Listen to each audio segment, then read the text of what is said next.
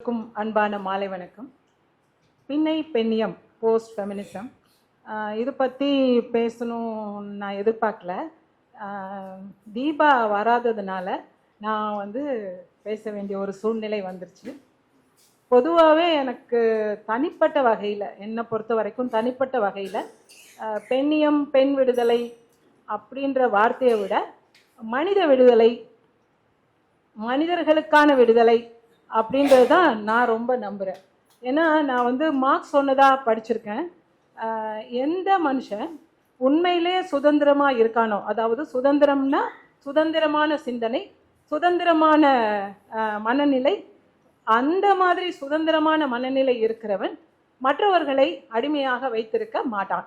இந்த நிலையில தான் சுதந்திரமான சிந்தனைகள் உடைய ஒரு மனிதன் இன்னொரு உயிரான பெண்ணை, தனக்கு சமபாதியாக சமூகத்தில் வாழும் பெண்ணை அடிமையாக வைத்திருக்க மாட்டான். அதனால் நான் இதை அந்த கோணத்தில் தான் தனிப்பட்ட வகையில் பார்க்கிறேன்.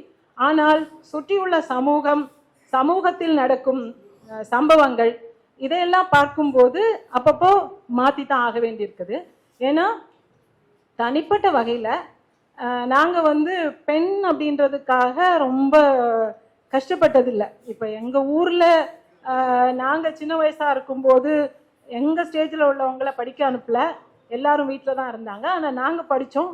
எங்களை படிக்க வைக்கிறதுக்கு, எவ்வளோ படிக்க வைக்கிறதுக்கும் அப்பா ரெடியாக இருந்தாங்க.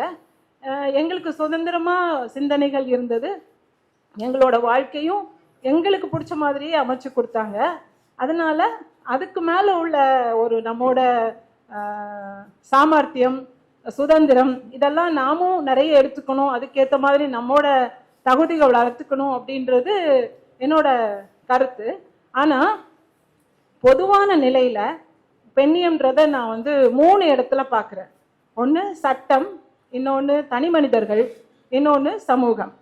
சட்டம்ன்றது பெண்களுக்கு இப்போ நிறைய வகையில் நமக்கு பாதுகாப்பு கொடுக்குது. சொத்துரிமை முன்ன கிடையாது, இப்போ நமக்கு சொத்துரிமை இருக்குது. பெண்களுக்கு சம பங்கு சொத்து கொடுக்குறாங்க வீட்டில், இல்லைன்னா கோர்ட்டில் கேஸ் போட முடியுது, அதுக்காக போராட முடியுது. ரெண்டாவது தனி மனிதர்கள்னா அவங்க இப்போ ஓரளவுக்கு அறிவார்ந்த குடும்பமாக இருந்தால், நம்ம பிள்ளையும் நல்லா இருக்கணும், பொண்ணுன்றதுனால ஒன்றும் பிரச்சனை இல்லை அப்படின்னு நினைக்கிற குடும்பமாக இருந்தால் அந்த பெண்களுக்கு அந்த வீட்டில் நிறைய சுதந்திரமும் சந்தோஷமும் கிடைக்குது. மூணாவது சமூகம். இன்னும் நிறைய விஷயங்களை மாற்றித்தான் ஆகணும். மாற்றிக்கிற சூழ்நிலைகள் நிறைய இருக்குது. இப்போ அரசியல் ரீதியாக நிறைய பெண்கள், இப்போ இந்த தமிழ்நாடு கவர்மெண்ட்ல கூட நிறைய பேருக்கு சந்தோஷம், நிறைய பெண் எம்எல்ஏக்கள் இருக்காங்க, பெண் அமைச்சர்கள் இருக்காங்க அப்படின்னு. ஆனால் இன்னமும் நம்ம நாட்டில் இந்தியாவில் 33% இடஒதுக்கீட்டுக்காக போராடிட்டு தான் இருக்காங்க. அந்த 33% இடஒதுக்கீடுன்றது சாத்தியம் ஆகலை. எனக்கு எப்பவுமே ஒரு வருத்தம் உண்டு. பக்கத்தில் இருக்கிற கேரளா இடதுசாரி அரசு ஆட்சி செய்யுது. ஆனால் அங்கே கோவிட் சமயத்தில் ஷைலஜா டீச்சர் அப்படின்ற அமைச்சர், அப்போ அவங்க சுகாதாரத்துறை அமைச்சராக இருந்தாங்க. அவங்க நடவடிக்கைகளை உலக சுகாதார நிறுவனமே பாராட்டிச்சு. அப்போ அவங்களுக்கு நல்ல பேர், அவங்கள பற்றி எந்த விதமான குற்றமோ எதுவுமே கிடையாது. ஆனால் அடுத்த தேர்தலில் அவங்களுக்கு சீட் கொடுக்கல, அவங்க வரல. எம்பி எலெக்ஷனில் கொடுத்தாங்க, அவங்க அதோட அதுக்கப்புறம் அவங்கள பற்றி பேச்சு இல்லை. அடுத்து இன்னொரு மந்திரி அதே மாதிரி சுகாதாரத்துறைக்கு ஒரு பெண் அமைச்சர் கொடுத்தாங்க, ஆனால் அவங்க அத்தனை வரல. இப்போ இந்த அமைச்சருக்கு ஏன் அவங்க முக்கியத்துவம் கொடுக்கல? இது மாதிரி மக்களுக்கு சேவை செய்கிற பெண்களுக்கு ஏன் அவங்க முக்கியத்துவம் கொடுத்து அவங்கள சமூகத்தில் ஒரு அடுத்த முதலமைச்சராக கூட வந்திருப்பாங்க, அதுக்குள்ள நிர்வாக திறமை உண்டு அப்படின்னு கேரளா ஜனங்கள் நிறைய சொல்லுவாங்க. ஆனால் அந்த பார்ட்டியில் அந்த இடம் இல்லை. இடதுசாரிகள், முற்போக்காளர்கள் என்று சொல்லப்படும் இடதுசாரி கட்சிகளிலே இந்த நிலைமை இருந்தால் மற்றவர்களை என்ன சொல்ல முடியும்? இப்போ போஸ்ட் ஃபெமினிசம்ன்றதுல நிறைய பேர் என்ன சொல்றாங்க, உங்களுக்கான உரிமைகள் கிடைச்சிருச்சு, நீங்கெல்லாம் பெண்கள் என்ன கிடைக்கணுமோ கிடைச்சிருச்சு, இப்போ பெண்கள் ஆதிக்கம் தான் ரொம்ப மோசமாக போயிட்டு இருக்கு. அது தனிப்பட்ட இதுதான். இப்போ ஒரு ஜெயலலிதா வரலையா, ஒரு இந்திரா காந்தி வரலையா, அவங்கெல்லாம் பெண்கள் தானே, ஏன் இப்பவும் திரும்ப திரும்ப பெண்ணியம் பெண்ணியம்னு பேசிட்டு இருக்கீங்க அப்படின்னு சொல்றாங்க. ஆனா நாம பேசுறது பெரும்பாலான எளிமையான சமூகத்துல பெரிய ஒரு வளர்ச்சி இல்லாத பெண்களை பத்தினது தான். ஏன்னா பெண்கள் வேலை செய்யறாங்க, வெளியே வராங்கன்றது இப்ப மட்டும் இல்ல, பழைய நில உடைமை சமூகத்திலேயே வேற வழி இல்லாத பெண்கள், பொருளாதார ரீதியா ரொம்ப கஷ்டப்படுற பெண்கள் வேலை செஞ்சுட்டு தான் இருந்தாங்க. அப்பவும் செஞ்சாங்க, இப்பவும் செய்யறாங்க. ஆனா இப்ப சூழ்நிலை மாறிடுச்சு. இப்ப ஆடம்பர தேவை அப்படி கிடையாது, இப்ப வாழ்க்கை சூழ்நிலையே மாறிடுச்சு. 2 பேர் வேலை செய்யும் போது நிறைய எக்கனாமிக்கலா அவங்க நல்லா இருக்க முடியுது. இந்த தேவைக்காக ஓடுறாங்க. ஆனா இந்த தேவை வரும்போது இப்ப நம்ம பாசிட்டிவா, அதாவது நல்லதா என்ன பார்க்க வேண்டியிருக்குன்னா, இப்போ ஓரளவுக்கு குடும்பமும் ஆதரவு கொடுக்குது. இந்த பெண்கள் வேலை செய்யறதுக்கு அவங்களுக்கு சப்போர்ட்டிவா இருக்காங்க வீட்டில் உள்ளவங்க, இல்ல கணவன் சப்போர்ட்டிவா இருக்காரு. ஆனா கூட ஒரு பெண் உமன் எம்பவர்மெண்ட் சொல்லுவாங்க இல்லையா, அந்த மாதிரி ஒரு பெண் ஒரு தனித்திறமையா வந்தான்னா அதை ஏத்துக்கிற சூழ்நிலைகள்ன்றது இன்னமும் மன ரீதியா மாறலன்னு நினைக்கிறேன். இதை சட்டத்தினாலேயோ அரசியல்னாலேயோ மாற்ற முடியாது. இதை பண்பாட்டு ரீதியா தான் மாற்றணும். பண்பாட்டு ரீதினா ஒரு பெண் அவ ஒரு படைப்பு கடவுள் தான் நம்ம சொல்ல முடியும், நம்ம பிரம்மா சொல்றோம். ஆனா பெண்கள் தான் உண்மையான பிரம்மாக்கள், உலகத்தை உருவாக்குறவங்க.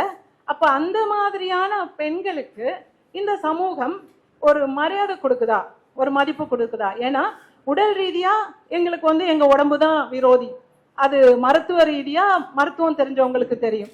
நிறைய பிரச்சனைகள் இருக்கு. ஒரு ஆணும் பெண்ணும் சமமானா நிறைய விஷயங்கள்ல பிரச்சனை இருக்கு. ஆணும் பெண்ணும் இல்லாத வாழ்க்கை இல்லைன்றதும் உண்மைதானே. அப்ப அந்த பெண் அப்படின்றது, பெண்ணோட உடம்பு இப்படித்தான், பெண்ணோட மனமும் இப்படித்தான். இப்போ பெண்கள்னா உணர்ச்சி வசப்படுவாங்க, பெண்கள்னா அவங்க வாழ்க்கைக்காக சண்டை போடுவாங்க, அவங்களுக்காக எல்லாம் ஒரு சுய நலமா இருப்பாங்கன்னா அதுக்கு பின்னாடி நிறைய காரணங்கள் இருக்குது. அவங்க குழந்தைங்க, அவங்க வாழ்க்கைன்றதுல கொஞ்சம் ஒரு சுயநலமா தான் இருப்பாங்க. அப்படி இருக்கும்போது தான் நல்லாவும் இருக்கும். இப்ப இந்த விஷயங்களை எல்லாம் சமூகம் பண்பாட்டு ரீதியா புரிஞ்சுக்கணும். ஏன்னா பண்பாடுன்றது வந்தா மட்டும்தான் இந்த பெண்கள் சமநிலையா பாத்துக்கிறது நடக்குமே ஒழிய, ஆண் பெண் அப்படின்றது இப்போ என்னோட அனுபவத்திலேயே எங்க மருத்துவமனையிலே கூட நான் சொல்றதுக்கும் என் ஹஸ்பண்ட் சொல்றதுக்கும் டிஃப்ரென்ஸ் இருக்கு. நான் சொல்லும் போது அவங்க அத்தனை ஒரு இதை எடுத்துக்க மாட்டாங்க எங்களோட இது. ஆனா அவரு சொல்லும் போது, வீட்டுல பிள்ளைங்க கூட அப்படித்தான், நம்ம சொல்லும் போது எதிர்த்து பேசுவாங்க. ஆனா அப்பாவோட பேசுன்னு சொல்லும் போது சைலண்டா அந்த விஷயம் முடிஞ்சிடும். இப்போ இத்தனைக்கும் பெண் குழந்தைங்க தான், அவங்க நல்லா தெரிஞ்சவங்க தான். பட் அந்த மைண்ட் செட் அப்படி இருக்கு. இது எப்படி மாறும்ன்றது தெரியல. இந்த போஸ்ட் பெண்ணியம்ன்றது என்னை பொறுத்த வரைக்கும் நிறைய எலைட் பீப்புள்னு சொல்றோம் இல்லையா, இந்த எலைட் பீப்புளுக்கு சரியா வரும்னு நினைக்கிறேன். அவங்க எந்த கட்டுப்பாடும் இருக்கக்கூடாதுன்னு நினைக்கிறாங்க. இல்லை அவங்க சிகரெட் பிடிக்கணும், மற்றபடி தேவையில்லாத நம்ம ஆணே செய்யக்கூடாதுன்னு நினைக்கக்கூடிய காரியங்கள்லாம் பெண் செய்யணுன்றது பெண் சுதந்திரம் கிடையாது. பெண் தான் விரும்பியவாறு வாழ்வதற்கும் தனக்கு பிடிக்காதவற்றை ஒதுக்கி விடுவதற்கும் தன்னுடைய வாழ்க்கையை சரியாக அமைத்துக் கொள்வதற்கும் அவளுக்கு உரிமை வேண்டும் என்பதே ஒரு பெண் சுதந்திரம் அல்லது பெண் விடுதலை ஆக இருக்க முடியும். இது இப்போ சொசைட்டில எப்பவுமே ஒரு பூரணத்துவம் அப்படின்னோ அல்லது முழுமையான விடுதலைன்னோ கண்டிப்பா கிடையாது. ஆனா ஒவ்வொருத்தரோட போராட்டமும் சமூகத்தோட போராட்டமும் முன்னேறி கொண்டுதான் இருக்கிறது. சகாவே மும்போட்டுன்ற மாதிரி முன்னேறி கொண்டுதான் இருக்கிறது. நாமும் அந்த முன்னேற்றத்தை நோக்கித்தான் சென்று கொண்டிருக்கிறோம் என்று நான் நம்புகிறேன்.